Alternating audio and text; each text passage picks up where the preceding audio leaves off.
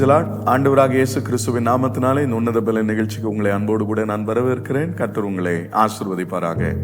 இன்றைக்கும் ஒரு வசனத்தை நான் உங்களுக்காக வாசிக்கிறேன். சங்கீதம் 133வது சங்கீதத்தினுடைய பின்பகுதியை நான் வாசிக்கிறேன்.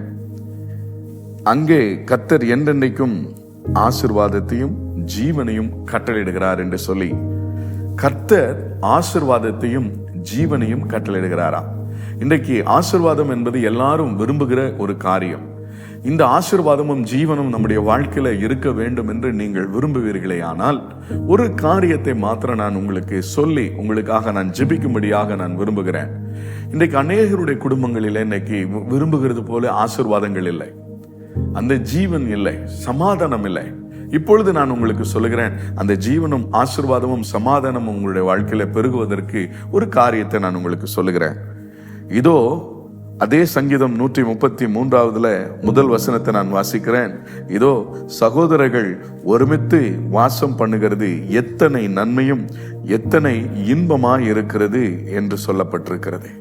ஆமென். அன்புக்குரிய தேவனுடைய பிள்ளைகளே, நீங்கள் ஒரு மனதோடு இருக்கும் பொழுது, ஒற்றுமையாய் இருக்கும் பொழுது, குடும்பமாய் சேர்ந்து ஒன்றாக இருக்கிற ஒவ்வொரு குடும்பத்திலையும் கர்த்தர் என்ன செய்கிறார் என்று சொன்னால் ஆசீர்வாதத்தையும் ஜீவனையும் கொடுக்கிறாராம். என் அன்புக்குரிய தேவனுடைய பிள்ளைகளே, உங்களுடைய குடும்பத்துக்குள்ளே சண்டைகள் வேண்டாம், பிரச்சனைகள் வேண்டாம், வம்பும் புத்தீனமான பேச்சு எதுவும் இல்லாதபடிக்கு உங்களுடைய குடும்பம் ஆசீர்வாதமாய் இருக்க வேண்டுமே. ஆனால் கூடுமான வரையிலும் நீங்க ஒன்றாய் இருக்கணும், சமாதானமாய் இருக்கணும். அப்படி சமாதானமாய் இருக்கிற ஒவ்வொருவருடைய வாழ்க்கையில அது ஜீவன் பரிபூர்ணப்படும், சமாதானம் உண்டாயிருக்கும். கர்த்தர் அந்த வீட்டில தங்கியிருப்பார், உங்களை ஆசீர்வதிப்பார்.